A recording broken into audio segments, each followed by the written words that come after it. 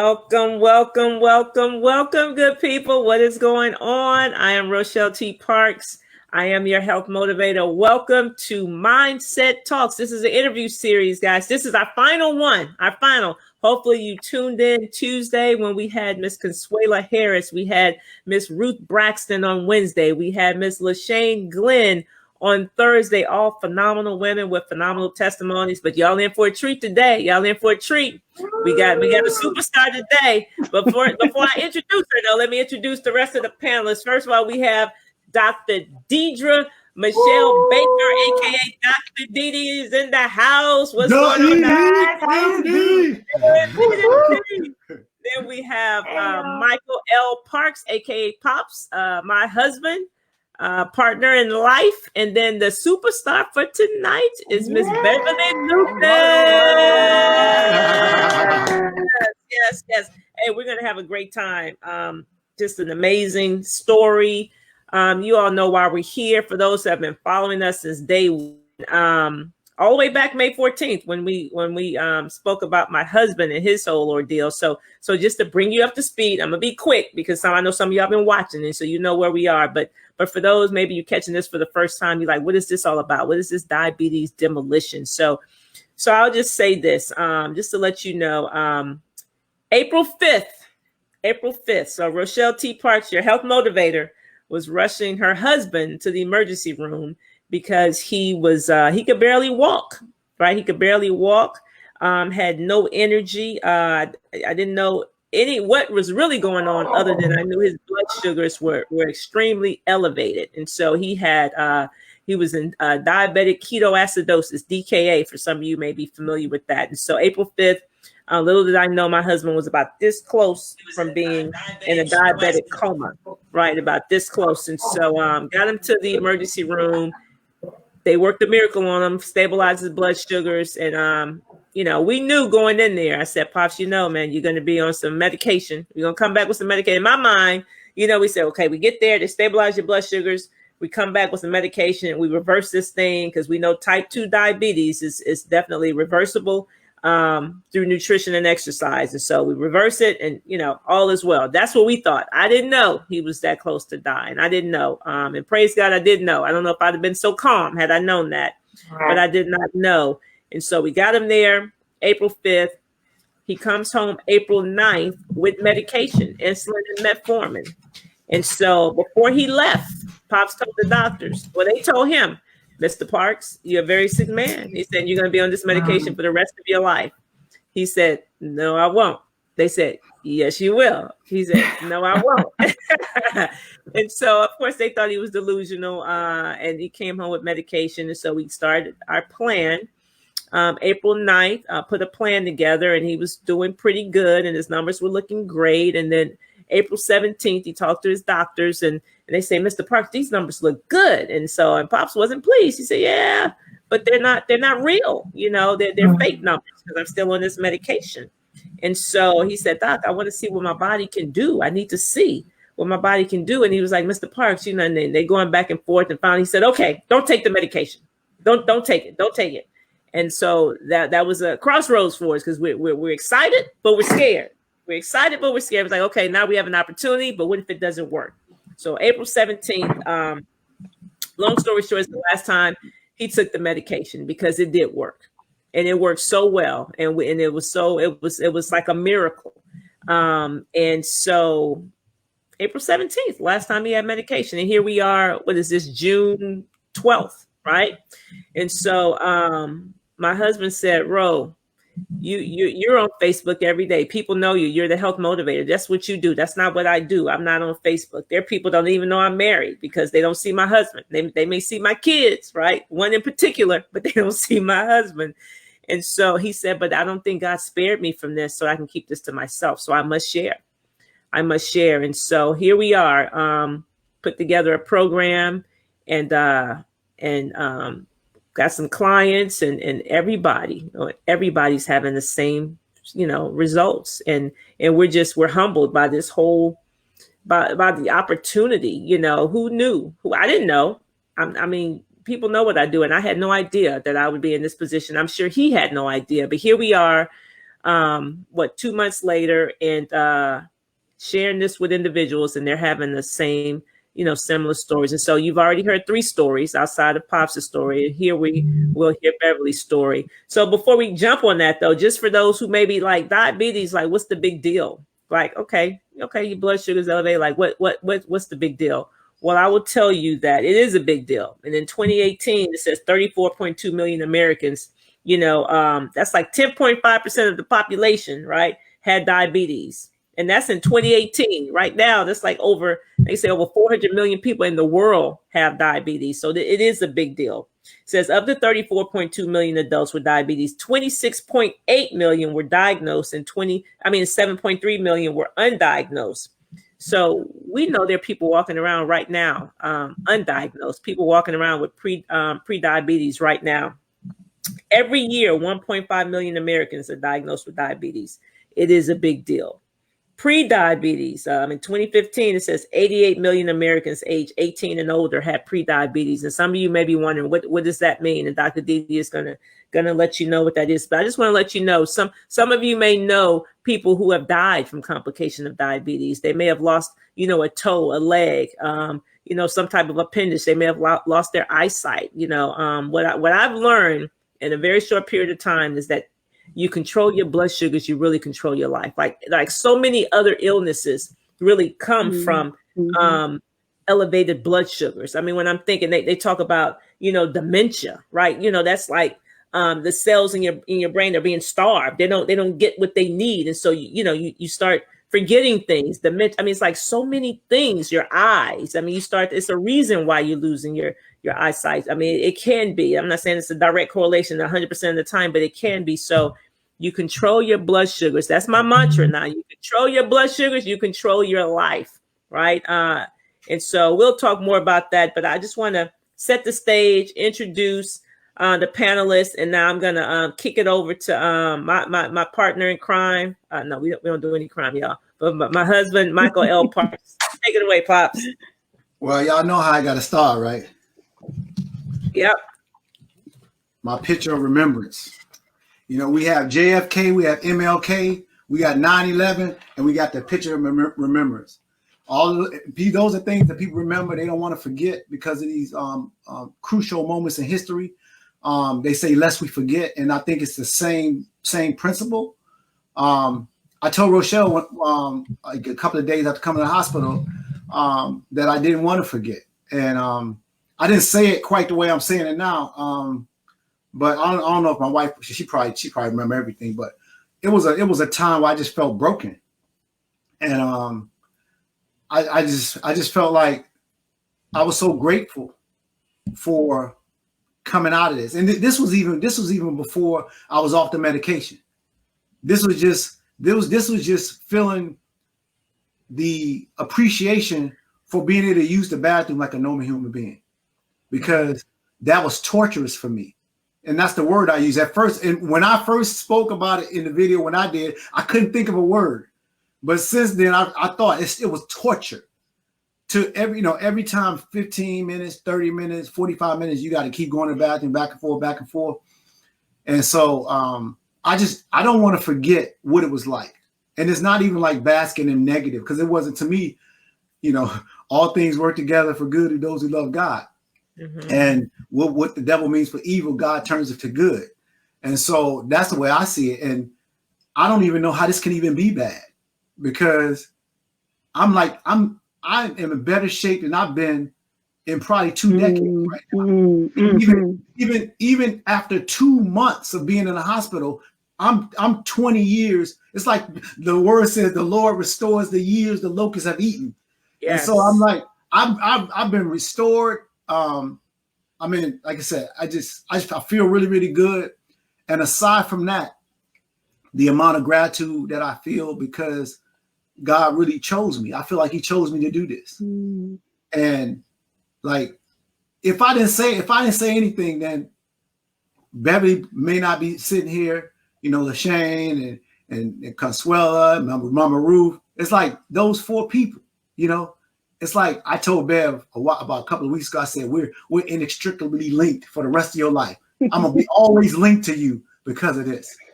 and it Yes, feels me good. too. Me too. No, it feels good. I mean, do you? I mean, it just to me, it's like I'm sure people can understand Yeah. to have a significant impact on something, but Mm-hmm. I don't think I've ever experienced anything like this in my life.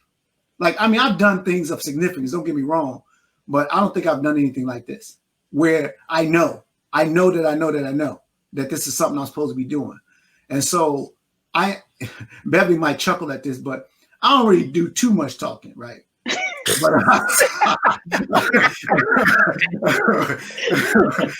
and then like I mean the thing is I talk when I have something to say, right? And I can't shut up about this. I don't have 1,000 tongues, I only got one. So I gotta use this one. And I just feel like I want to tell as many people as I can, and we just started with the people that we knew. We just started with where we were. And so I want to say I appreciate Bev for coming here. I know how much of a challenge it could have been for you to be here. And I think we probably had a similar struggle to be in front. But the thing is, it's like you're negligent if you don't, it's like, how dare you not come on here? How dare you not tell people? And that's the way I saw it. I felt like, God wasn't playing. He'd probably do something real seriously bad to me if I didn't do it. He'd probably treat me like Jonah or something. But I just want to just kind of kick it off asking Bev what life was like. I mean, the thing is that we've known each other for so long. So to say what was life like before the program, I don't think it really can do it really justice because, we had a life. We had a life before the program. But I guess I want to know what your life was as it relates to your diagnosis of diabetes. What was your life like before the program, like in terms of being diagnosed, in terms of your triumphs, that you had along the way, maybe some disappointments, what have you, leading up to the program. And then hopefully you can remember all this. And then how did you actually get exposed to this program? And then once you got in, tell us what it was like, if you can remember that. Yeah, I can remember it. Okay, all right. So in 2008, my primary doctor diagnosed me with pre-diabetes. And he himself was diabetic. And he said there was no such thing as pre-diabetes when he was diagnosed. So he said, you have an opportunity here. And if you do what I'm telling you to do, you will never be on medication. You will never have full-blown diabetes, and you will not experience any of the complications that come with the medication or diabetes. But if you ignore me in 2 years, you will have full-blown diabetes. And my thought was, well, I'm not stupid. Of course, I'm going to do what I'm supposed to do. And I did for a while. I really did. I was on a very restricted diet. I followed it to the T. And my numbers were in the 80s. I checked my sugar 3-4 times a day, and my sugars were in the high 70s or 80s. But I didn't sustain it. I didn't have the resolve. I didn't have support system. I didn't have the will to keep it going. And so over the years, my numbers crept up just slightly, ever so slightly. But they kept getting higher and higher and higher. And as I'm getting older, like this month, I will turn 60. And so my body is not what it used to be. And I guess it doesn't rebound from things the way it used to be. So stress takes my numbers up. I don't drop weight as easily as I used to be able to. And so my numbers were going up, but they were still manageable. No doctors ever tried to put me on a medication. But I want to say as early as January of 2019, maybe even longer than that, my sugars were around 200. And I knew within myself that if I don't do something quick, I'm going to be in trouble. And so I decided for my 60th birthday that my gift to myself would be a normal A1C. So I started working on it, and I tried all kinds of things, different plans, Whole30. I went vegan for a while. I did a number of things, but that scale never moved and my sugar didn't move significantly at all. And so it was really discouraging that, wow, I'm doing this, I'm making the sacrifices, and I'm not really seeing the results. When Michael had his incident, that was a wake-up call for me because he could not be here. And Beverly could not be here. In a flash of a moment, it could be over.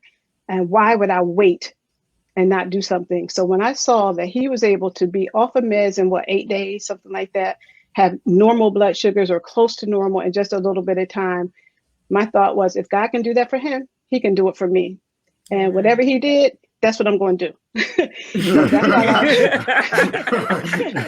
yeah. If it's good enough for him and his numbers were over 600 and mine are in the twos, oh yeah, I can get free from diabetes. So my gift to myself this year will be free from diabetes. So that's how I got exposed to just hearing your story. And I'm thankful for you telling your story. I'm thankful for the other guests that were on, because it is so incredibly inspiring to know that this disease really is a lifestyle choice, and it really is not just manageable, but reversible. And so I felt like now I have what you call the blueprint. That's right. For making this thing happen. So I know Rochelle shared some stats, but I have my own stats that I want to share with you, so you'll know the context that I'm working with.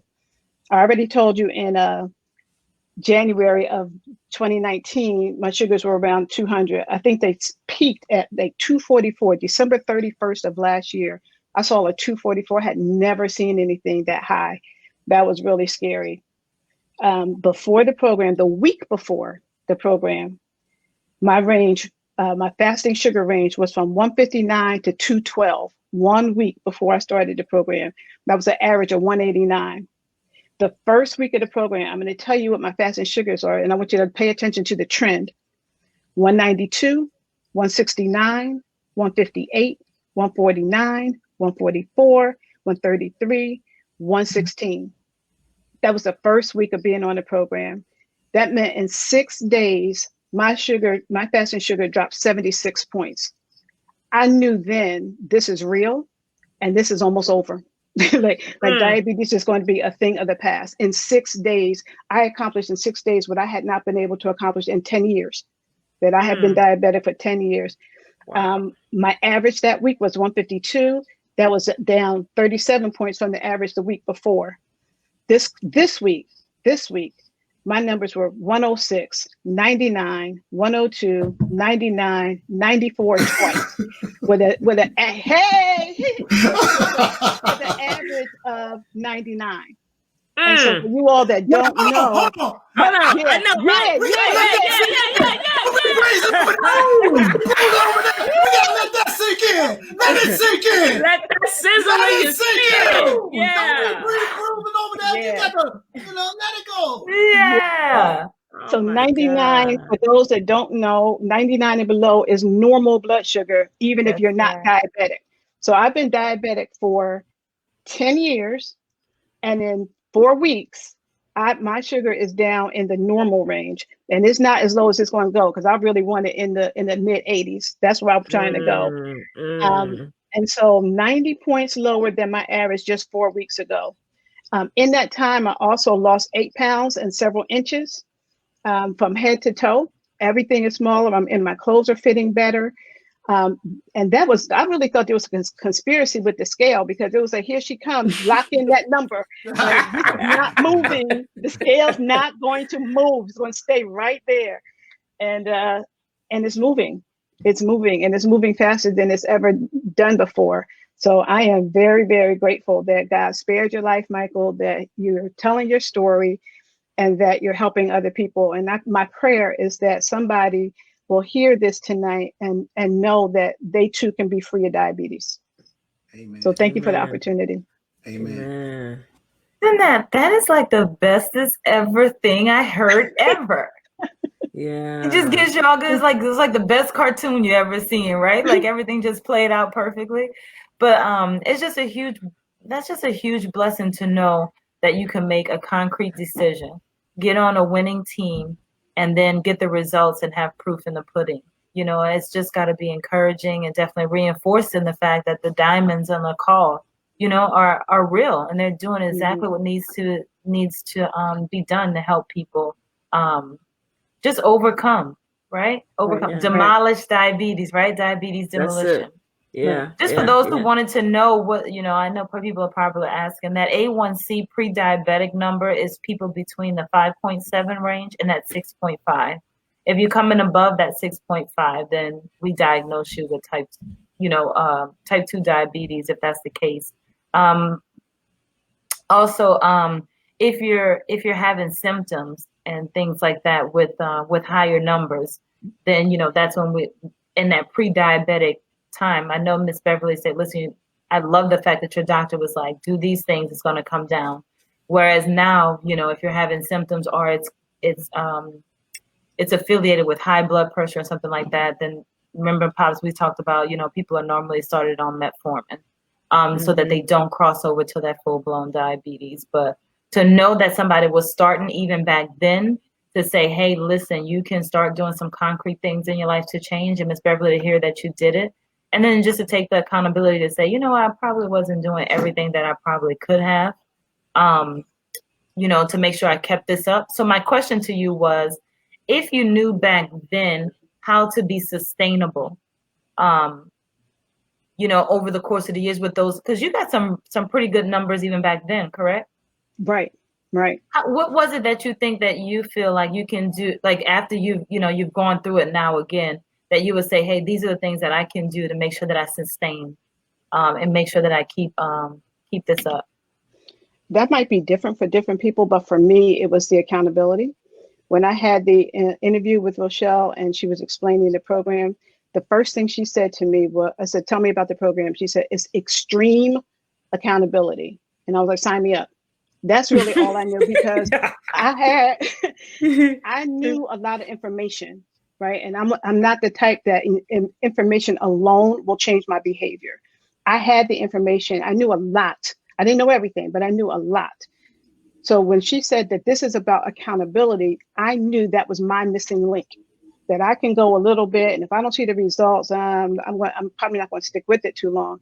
But the fact that I have this accountability all day, every day, mattered, that I was doing what I needed to do long enough to see the results. And really after that first week, I probably could have said forget them, because the results were so good that it was so inspiring to see that, wow, this is really happening. This is really happening. My life, I'm going to be free from diabetes very soon. But the accountability for me was what was most important. So if I had had that level of accountability 10 years ago, I would have beat it 10 years ago, as well as the knowledge of what's happening. And I do want to say something else, that there are some good doctors out there. My doctor said to me, when he diagnosed me 2 years later, when I fell off the wagon, I came back, and he said, well, now you're diabetic. Let's talk about treatment. And I already knew that the treatment could be worse than the disease itself. So I was like, I don't want to do the treatment. He said, to his credit, let's see what your body will do. It has responded before to diet and exercise. Let's see if it'll do it again. And it did. It did. So I'm so grateful for him. He has since passed away. But I'm really grateful that he put that in my spirit years ago, so that even though I didn't quite, it took me this long to get it together, I knew all along that I could be rid of diabetes, that I didn't have to have it for the rest of my life. I just didn't have all the key pieces, all of the components working together at the same time for me to beat it.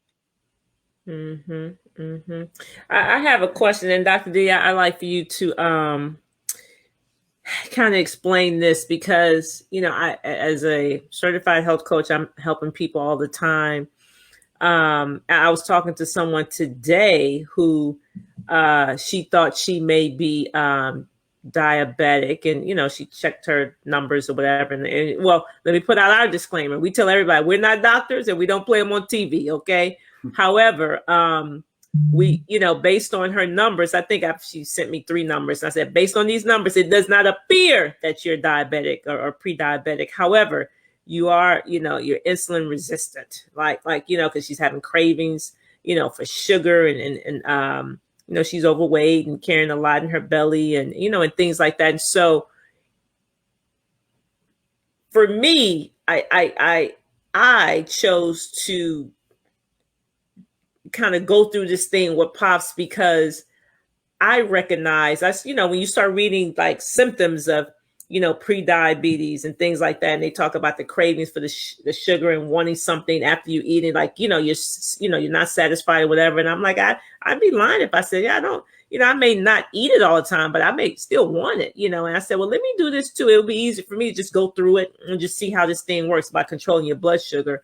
And lo and behold, I'm doing it and feeling better. And we were able to do a 3-day fast as a result. And you're not hungry, and the weight is dropping off, which is just a collateral benefit of controlling your blood sugar. But if you could just speak to the whole insulin resistant thing, like what does that mean? Why are people craving for sugar? Like why was Pops craving, like, when that whole time before, April 5th, and he was just drinking. We ain't got to talk about that. No, I'm joking. I'm joking. He was drinking. He was not only drinking a lot of water, but he he was killing the oranges. Like he was getting orange juice and oranges, like the sweet. Like, can you just speak to that? And I mean, I know that was an extreme case. He was in DKA, but even the person that's like me, I'm not diabetic. My A1C last I checked was like 4.5, but still a person could be insulin resistant. And like, just, you know what I mean? Can you speak to that at all? Enlighten the people.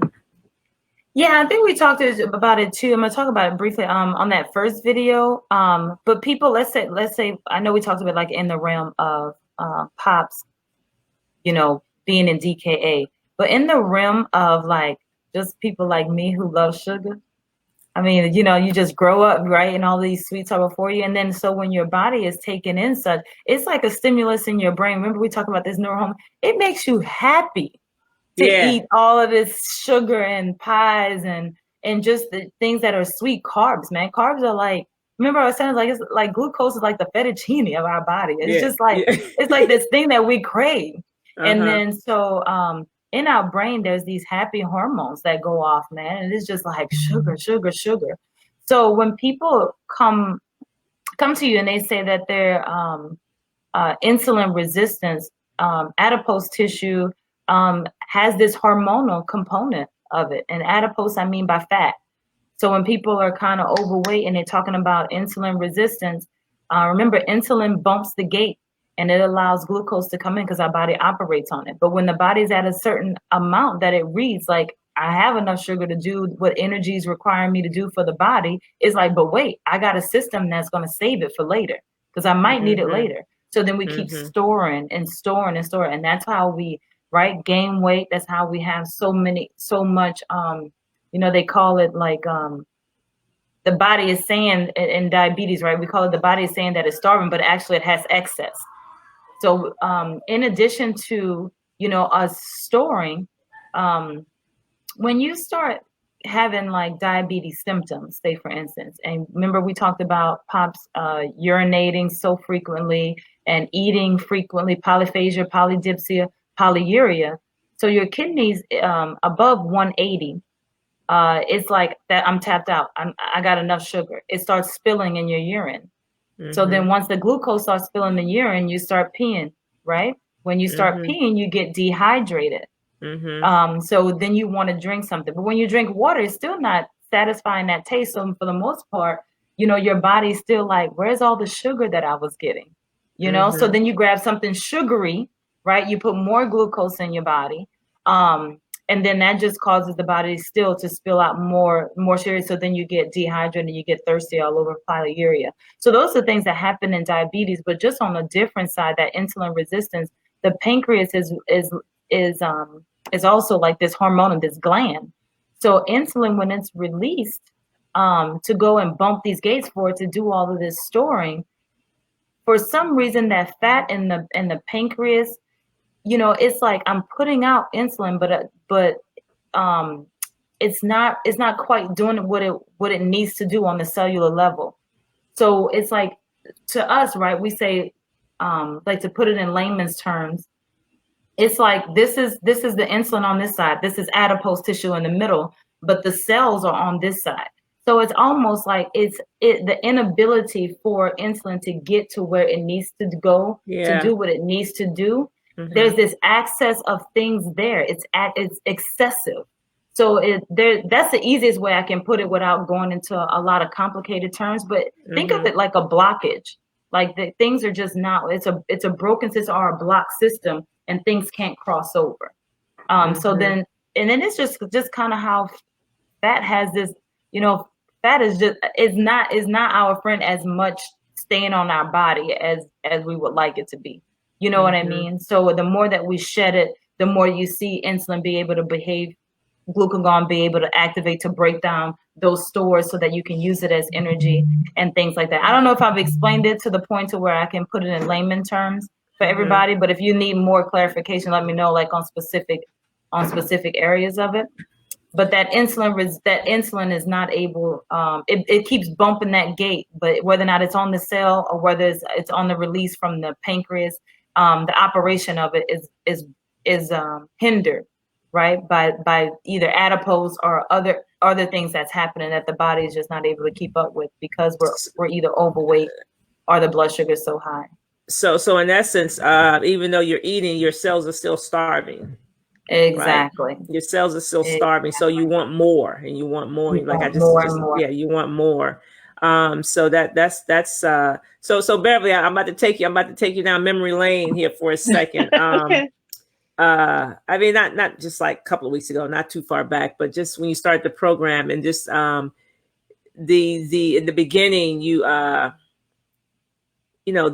hunger, and we were trying to tell you, you'll be okay. You're like, no, I get hungry.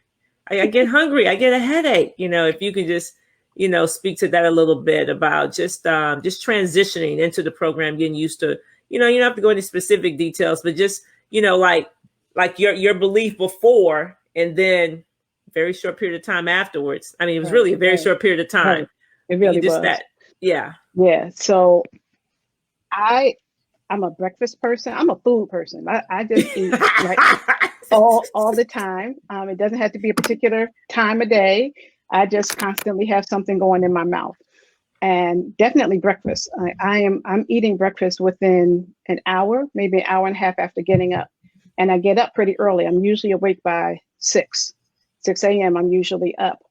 So to think that I'm not getting my first meal until 10. And typically, if I go that long without eating, I will get a headache, right? I was like, okay, this is going to be a stretch to go till 10 o'clock. And I also am a late owl, so I can be up till 12 or 1. And so to stop eating at 10, oh, okay, what am I do now? Because I usually am snacking at that time. So mentally, it was a real shift to accept the fact that this is my window of eating. I'm going to be eating between these times. And then they had the nerve to ask me to stretch that window and make it 11 to 6. I'm thinking they done bumped their heads. But okay. All right. So I'm going to do this thing. But what I found, to their credit, was my numbers got better.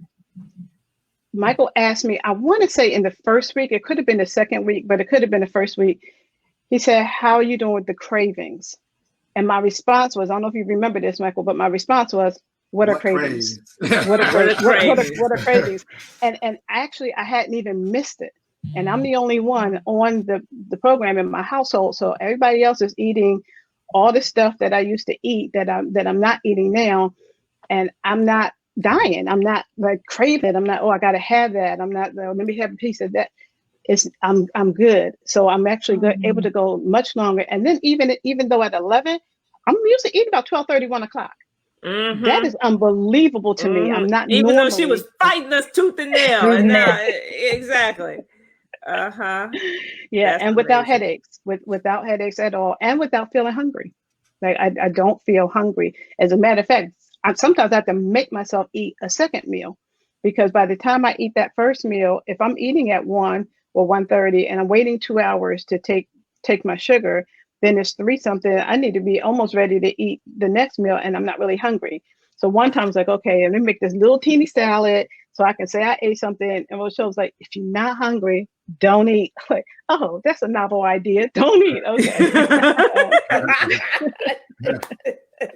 Yeah, it's funny because like that's pretty much the same experience for everyone.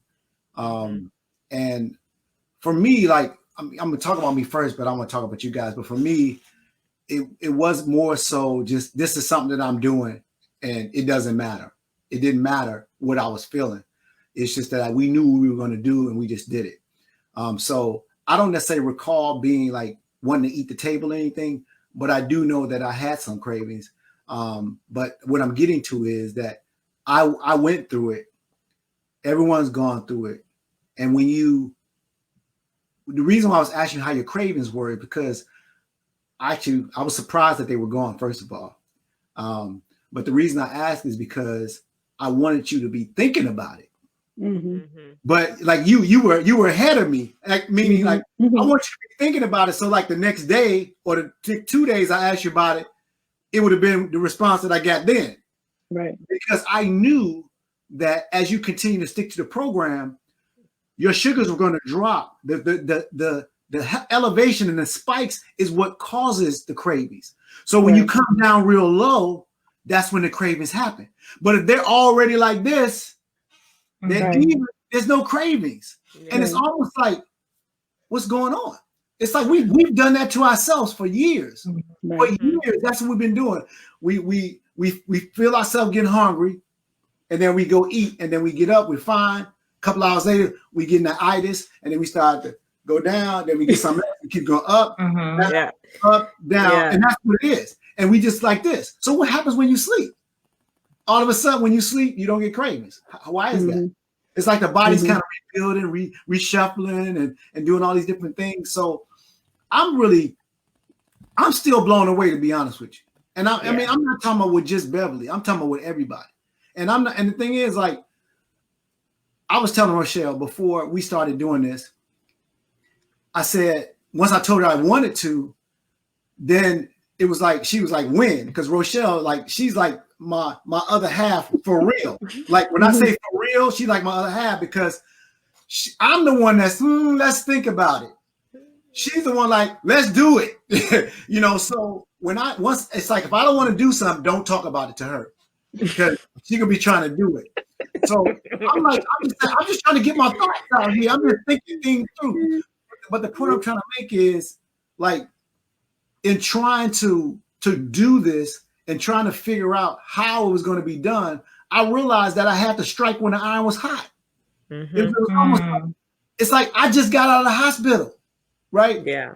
It's like I feel like coming out of the hospital, like, I mean, it's been 2 months really since I've been in, but I don't know if it would have had the same impact had I waited a year to tell somebody. I don't know if it had the same impact.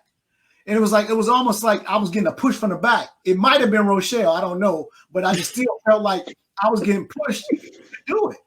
And so I just feel like I think Rochelle asked you this question, Bev, but like how different was your thoughts, like in terms of coming in, and then now when you compare them, like what you were thinking before? Because I don't think you, based on what I know about you, I don't think you was necessarily skeptical. I wasn't, one, because I had the mindset before. Remember, my gift to myself was going to be a normal A1C by June 24th. So 3 months before that, I started thinking I was there already. Like, I need to make some shifts. I need to stick with it. I got to see the results. I was tracking some things, right? But so when you got sick, that was all I needed to say, okay, this is the plan that I'm going to follow. So I didn't have to make a big mindset shift. I didn't have to make even a huge dietary change. I did have to change the way I work out. I did have to change the time that I eat. I did have to check my sugar a lot more frequently than I had been doing, but I didn't have to make that mind shift because your story was compelling enough. It was all the evidence that I needed. And I knew my weakest link was the accountability. So that was all I needed. So basically what you're saying, that you're glad I got sick. Pretty much. Thank you, Michael. Appreciate it, brother. Don't do it again, but thank you. Wow. Well, that's been a running joke. I would say, man, never would have thought, that would happen, that, I'd be rushing my husband to the emergency room. I said, but what a blessing. Like, what a blessing, as a result that, we had, that's why when you pray, because it's been a long-standing prayer of mine. Just for props to exercise and, and for our whole family to just be, healthier and exercise as a family and do these things, long-standing prayer. And I guess, God, you don't know how you're going to answer the prayer now. If I don't know if he had told me it's going to take a trip to the emergency room, I'd be like, I don't know, God. I don't know if I want that one. But you don't know how it's going to be answered. But that's been a long-standing prayer. and to see him now, you know, just so into this thing and just helping others. It's just is very it feels good, you know, and I feel like this is where we're supposed to be. And I've always said, you know, we're so much better together than we are, you know, apart. And so to be working together with him and helping so many other people, it's a true blessing. And you mean so much to us, Beverly. You know, as I was telling Dr. Didi, you're not just somebody at our church, you're like family to us. And I know how much you struggle, you know, just trying to beat that diabetes and never giving up. And so to be able to help you, you know, live that low life, you know. So it feels good. It feels good. So I like to say that. Mm-hmm. So I want to talk about I mentioned Mama Ruby yesterday. I mentioned her today because she drug us through the mud, right? Talking about how we were. You got to go through the mud again, aren't you? Yeah, okay, I want to know. I just want to know, you know, how you feel about the level of accountability. I know you like the accountability, but in the manner in which it came, how comfortable was that for you? Or how did that feel for you, knowing that we were like really family, but it was like kind of like a different side, if you will, like it was a different perspective because we were not as necessarily friends or brothers and sisters. We was more like client, you know, coach type deal. So can you speak to that and how you felt about that and how it impacted your results? Okay.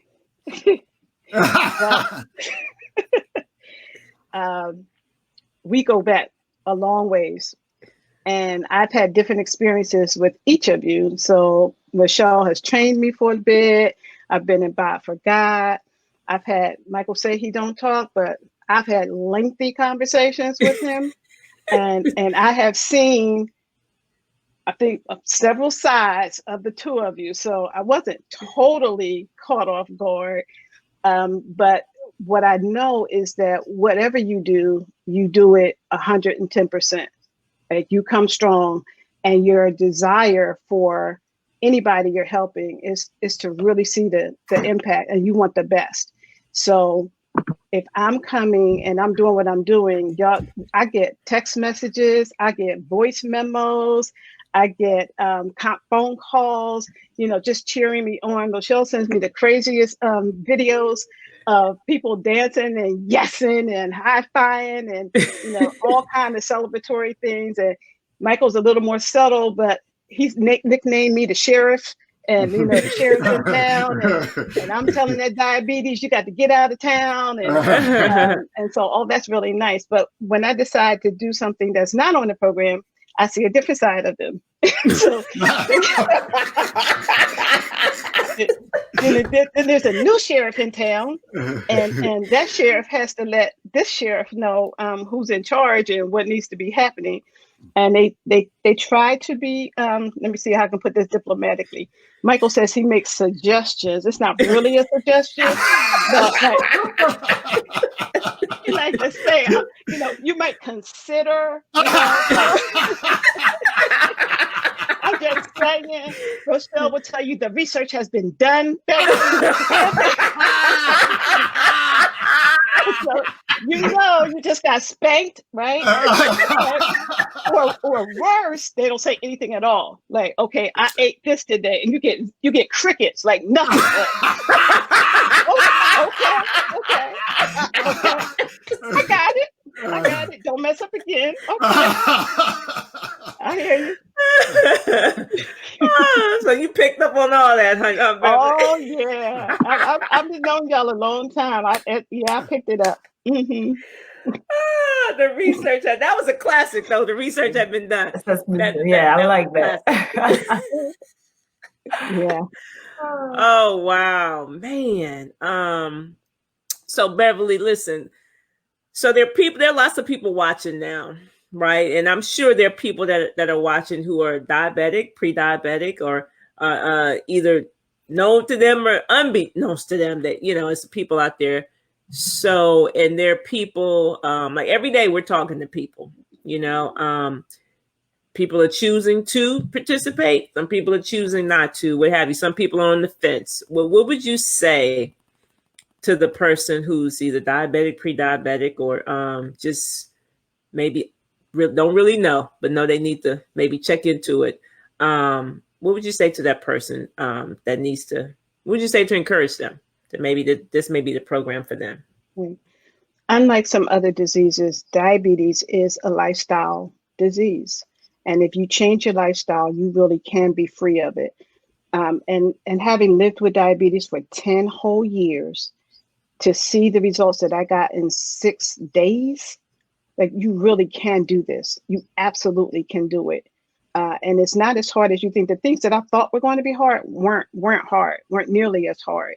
It just took a commitment to do it, but it really is. There's a book called Diabetes is Optional. And there's other books similar to that. So, I mean, the research has been done, Ro. Yeah. The research They has been done. didn't pay their sponsorship fees, man. I know, right? But if you want to be free, if you want to be off your meds or reduce the meds, you really absolutely can do it. And I'm living proof that even after 10 whole years, I'm surprised that I've lived with this for 10 years. And in 6 days, I could see a 76-point drop. And have all my numbers pretty much in the normal range this whole week. Really, this whole week has been really good. So I'm really assuming in the next couple of weeks that I will consistently be under 100 and in the complete normal range. And I can't wait to go back and get my A1C done so they can go, excuse me, what have you done? Yes. It's disclaimer time. It's disclaimer time. Yes, we're not telling you. We're not telling y'all know my disclaimer. We're not telling you to stop your medications on this broadcast.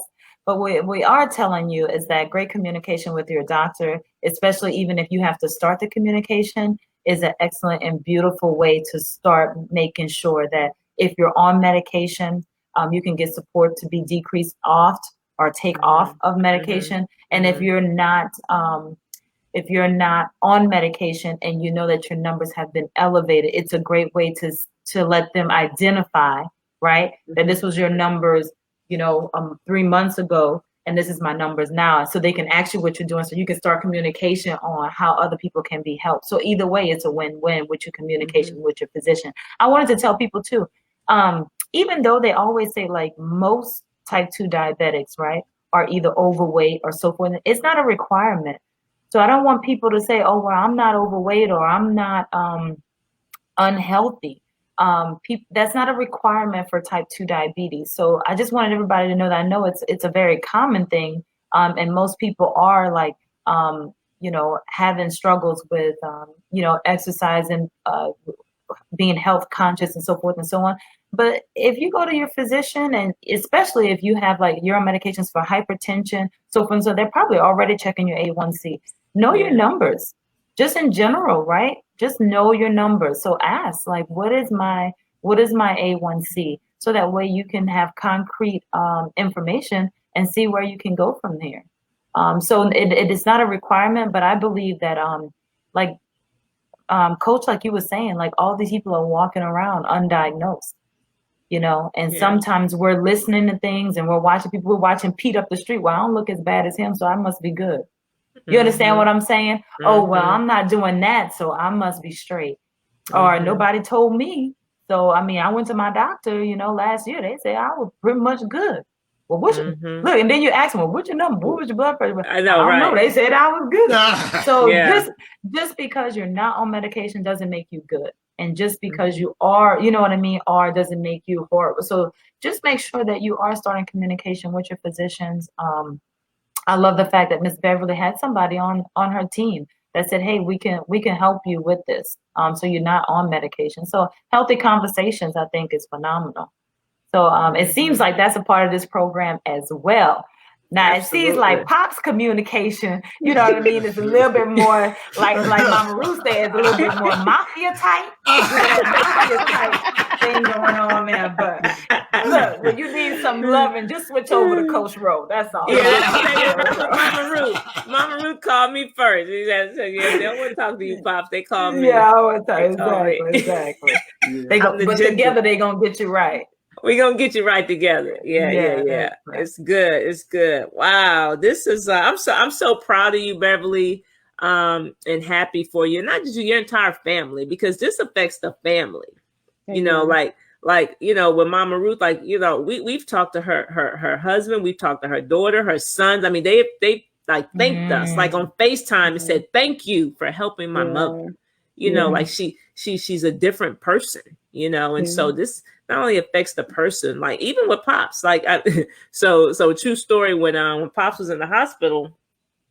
So for y'all that watched the first video, you know how this whole thing went, but it was a wake up call for my kids too, because like I said, that was a shocker to them, because the only thing they knew was they thought Daddy was just upstairs resting. And so for 3 days, and then when he's coming down the steps, I'm taking him to the emergency room. They're like, "What?" Like what? And they didn't know. And so when he was at the hospital, I'm going up there, twice a day, every day, visiting and whatever. And I'm coming home. And so, the kids were, I think I was still cooking meals, whatever. But one time they were, maybe had some chicken nuggets with, but every time they was like, "Mommy, can you steam me some broccoli? Steam me some broccoli." They just, they just wanted vegetables. They didn't want nothing sweet. Please give me some vegetables. Just give me some broccoli. Exactly. But I'm just saying, but it changes the family.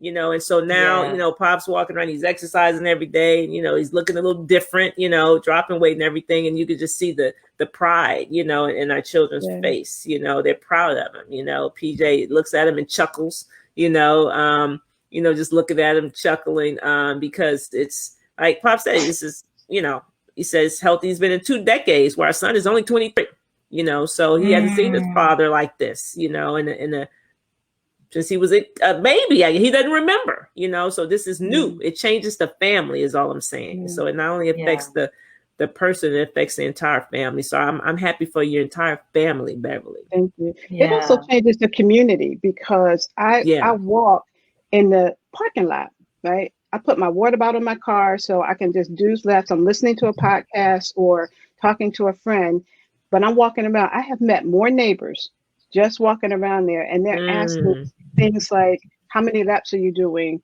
Oh, you're inspiring me." One woman, I never met her before, she said, "I just want you to know how you're inspiring me. I see you out here twice a day." I was like, "Really?" I never met her. I didn't know that she was even watching me. Someone else told me that she saw me out there. I've never seen her out there, but she has a ring on her doorbell, and so she knows, and I'm coming by there all the time. Other people are saying, "Hey, I need to be out there with you." And so without me saying a word, just doing me, other people are being inspired. So it's not even just a family, but even our communities, our coworkers, our friends can be inspired as well. Yes. I know that to That's be so true. That's so true. People are watching when you don't know they're watching, right? So good or bad, they're watching, they're watching, everything. And what's important to me too is like, when you're willing to get out there and people are able to communicate, then you're able to help another life. We don't really know where those people stand. They may not stand where you were or where you are, but they're standing in some point, in some place. And healthiness, right? And adding life and adding quality of life is just a huge that is a blessing. That's the richness of life. So for you to get out there and walk and then be open to communicate, open to conversation. You ever stop somebody that was wanting to be like, I'm not really up to like all of this talking. So for us to be so welcoming, I mean, all of you ladies have just been phenomenal. And it seems like you're right, families and communities are being impacted. But I'm glad that, like Pops is saying, like I can't keep it to myself. It's contagious. So prayerfully, we'll keep sharing, keep communicating, and keep changing people's lives. And the more that we do that, prayerfully, we'll change generation. And these curses are going to be broken. And we are demolishing diabetes, man. That's the goal. We are. Yes, we are. I love it. Oh, wow. So any final words I'll just say from the superstar first, from the star of the night. Any final words? Yeah, let me see. I did have a final word. Before your final word, I'm gonna ask you something, and then your final word can really be your final word. Okay. I realized, I don't know if the viewers were keying in on this, but I just wanted to be known that you were not on medication, Right. For the time that you were diagnosed with type 2 diabetes. I suspect, I'm not sure if we actually talked about this specifically, but I suspect that the reason that you did not take medication, it wasn't because it wasn't offered. I'm sure it may have been offered at some point. But is it any reason why you chose not to take the medication? Or did they offer it to you? No, it was never offered. Okay. So I was, my primary care doctor tracked me for a while. I never saw an endocrinologist for my diabetes. My primary doctor just managed it, but he passed away. But my numbers were really good. Like, literally they were in the 80s or 90s or something. And I was doing just fine. So I didn't have regular appointments where I was coming in every 3 months or whatever. He just trusted me to do the right thing. So when he passed away, I didn't have that relationship. I then got an endocrinologist, but really all he did was give me my Lancets, and my numbers were good enough. Nobody ever said you need to be on medication for diabetes. They tried to put me on meds for high cholesterol, but not for diabetes. Okay. The highest A1C I've ever had was 7. Okay. So it was pretty much managed with just diet and exercise. The reason But why I'm sorry. Go ahead. I thought you were done. I saw a break. I was trying to slide in there. But go ahead. So what I want to say to people is get your numbers checked. And as Dr. Dede said, know your numbers, because I feel no different when my sugar is 212 or 225 or 244 than when it's 70 or 80, or I'm not 70, but when it's 90 or 102. I don't physically feel that in my body. Right. I don't have a symptom that says, hey, your sugar's high. You need to go slow down on eating or exercise more or do something. Like, I don't get that signal. So you really could be walking around with it and have some pretty serious numbers and not know it. By the time you're symptomatic, like Michael was, but by the time you feel it, you're in trouble. It's a problem. Yeah. It's a problem. That is true. Yeah. Yeah. They call it a silent killer sometimes, even high blood pressure. Same thing. Right. Yeah. Right. Yeah. The reason why I was asking is because your situation does not seem typical to me.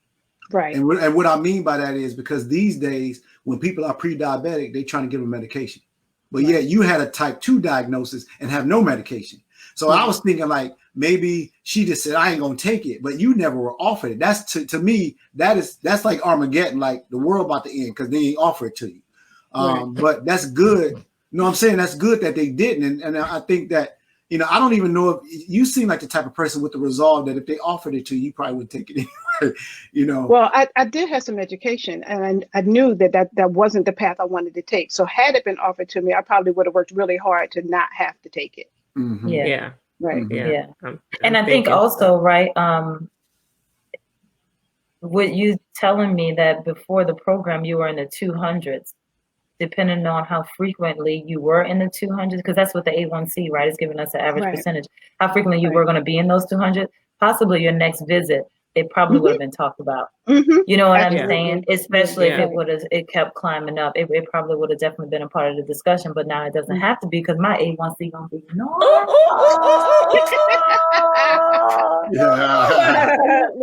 Absolutely. Yeah. In fact, you're calling me now to say, hey, it's been a while since you came in for your A1C. I'm thinking, yeah, you're going to see me in 90 days. That's when you're going to see me.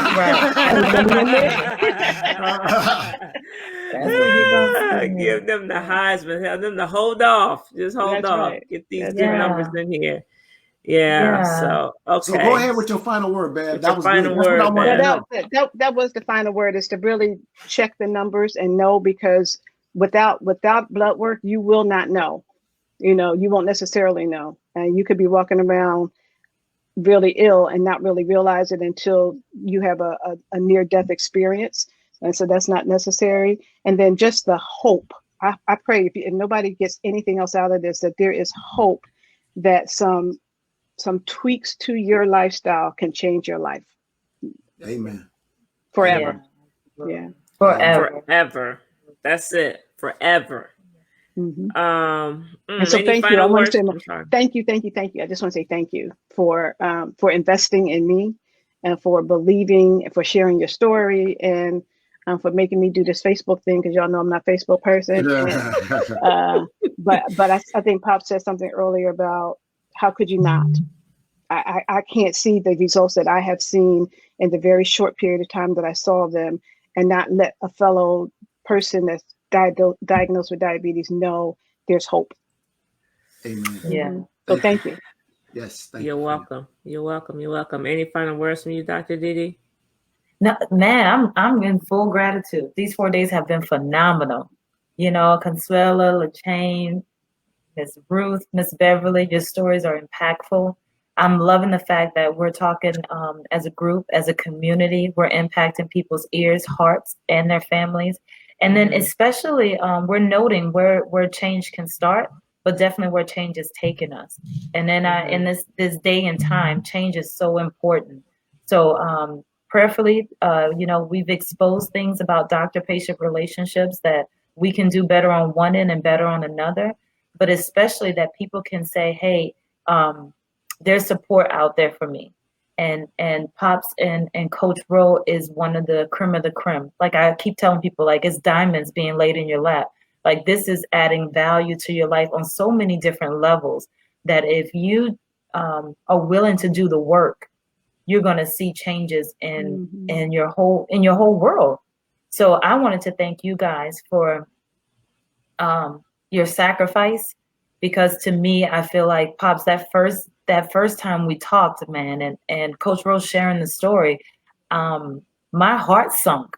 Like I couldn't believe it. But then after it sunk, Coach Rose hurry up and snatched it up, was like, but I did this and I was doing this and I was doing that and I got into the hospital, and then Pops, it got higher because you was like, nope, I'm doing this and I'm doing this. And not only did you say, I'm going to hold up what I've done as a trophy and say, yes, I did it. But then, man, you reach back, right? And you say, man, this trophy's for you too. And this trophy's for you too. And this win is for you. And this conquering's for you. And we're on surmountable passes. Like we're on a path right now that's going to take us to higher heights. And I can't be more than humbled to say that I'm just happy to be along for the ride. I'm so happy. So thank you guys so much, each and every one of you. Miss Beverly, I am stoked. I'm stoked for your low life. Thank you. I'm a low life. It's been we gotta get some shirts. We gotta get some shirts. Yeah, I'm gonna rock that. It's a blessing and an honor. Thank you guys so much. Yes. Thank you, Dr. Didi. You make this all possible. I mean, we knew we had to have, you know, that perspective, you know, the medical professional. And it just so happened. Can I just add a little history so people will know how God was in the midst of this whole thing? Yeah, absolutely.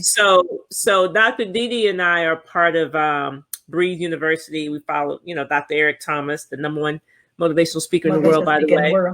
That's right. But anyway, we're on the accountability call in the morning, and at 6 o'clock, and some people that are listening, some people may have heard me talk about the accountability call. And so Dr. Didi was in medical school at the time, and she said, I need some accountability on the call. She said, guys, and so the call is a Zoom call. It's a Zoom call. So she said, I need some accountability. I'm trying to practice doing the what would you call it, Dr. Didi? Practicing just practice teaching and being understood on layman terms, like some, you know, just not just talking and feeling like I want the people to be able to understand. Right. And so she needed some help, right? And so when this happened, I believe Pops was in the hospital when this happened. And so nobody on the call knew. Well, one person, my BFF, Valari Humphrey. Shout out to Val. Val knew. But that's the only, nobody else knew. And I'm still getting on the accountability calls. Nobody knew what was going on. And when she said she needed accountability, so I'm one of the facilitators, you know, of the call. I kind of run the call. And I wanted to jump, say, I'll help. I said, no, Rochelle, you know, some other people may want, you know, I laid low. I told myself, lay low. Don't be selfish. Somebody else. And nobody. It was like God said, don't y'all say nothing. That's for Rochelle. And I waited. Nobody said, I said, I'll do it. Let's do it. And then, like, who wants to listen to medicine, right? That's what I was thinking. Like, nobody probably want to listen to me talking about. Listen, that's what I love. That's my passion. Health and wellness. Yeah. Everybody, I want to be a doctor. That whole thing. I said, so Dr. Didi and I started talking. So she sends me this list of. She said, I'm gonna send you a list of topics, and you just tell me which one you want me to speak on. Guess what was number one on the list? Number one. Diabetes. That's right. Diabetes. I saw that list. I said, oh, easy, diabetes, whatever. But it was for my own selfish reasons. Now my husband in the hospital, and I need to learn everything I need to know about diabetes, right? Yeah. So she sends me this list. I'm gonna tell you how this came about. She sent me, so we have our talk, our meeting. It was a Zoom call, and she's going over, and I'm asking questions. I'm listening. She talking about DKA, and I'm asking questions. I'm taking notes, whatever. So afterwards, I tell Pops, I learned a lot. I got it all on video. I learned, and so I got it all on video. I tell you in this thing, whatever.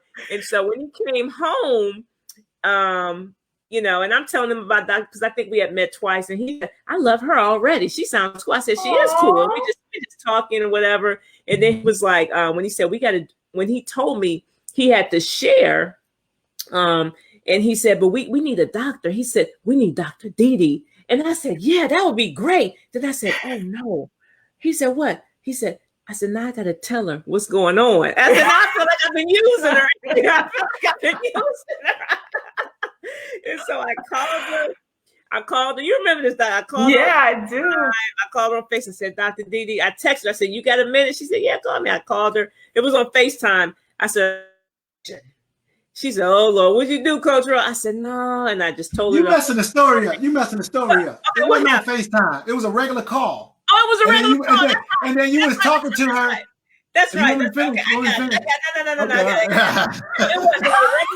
regular call, and I'm talking to her. You gotta tell the story right. Whatever. I was talking to her, whatever, and I was telling her, and I had her on speakerphone because, and then Pops time, hey, Dr. Didi, and she was like, that's Pops. I got to see you. I'm gonna go. This is the FaceTime. I got to see you. Because when I told her that he had an A1C of 15, blood sugars over 600, she was like, what?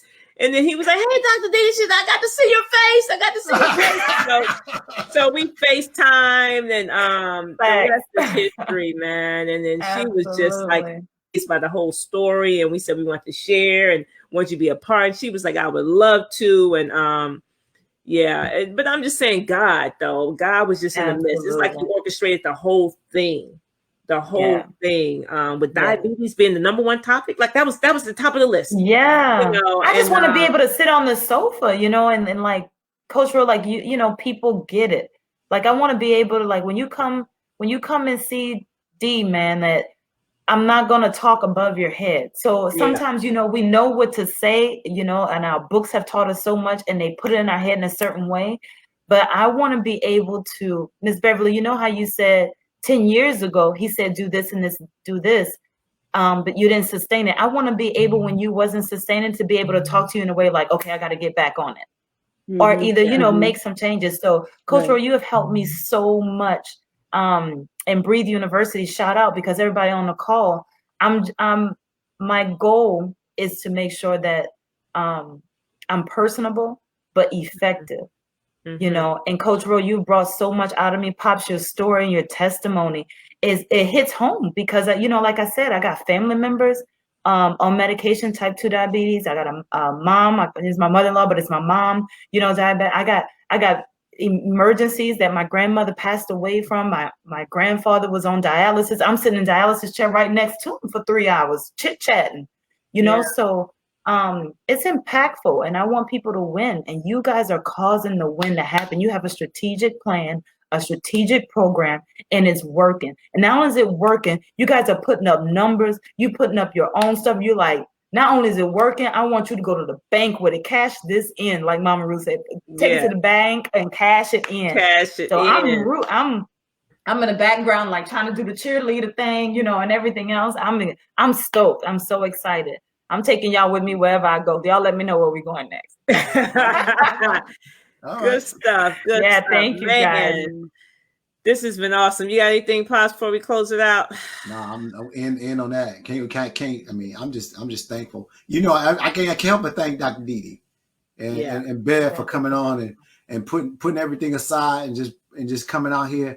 I know lives are going to be changed. I know somebody's going to hear this. Somebody's going to have the unction. Somebody's going to say, you know what, it's time. You know, and I think that's. I said I wasn't going to say nothing here. I'm talking again. But anyway, you know, I just feel like the length of the time that, you know, it's been 2 months since leaving the hospital. I think that makes a difference. It's like when things happen quick, it gets people attention.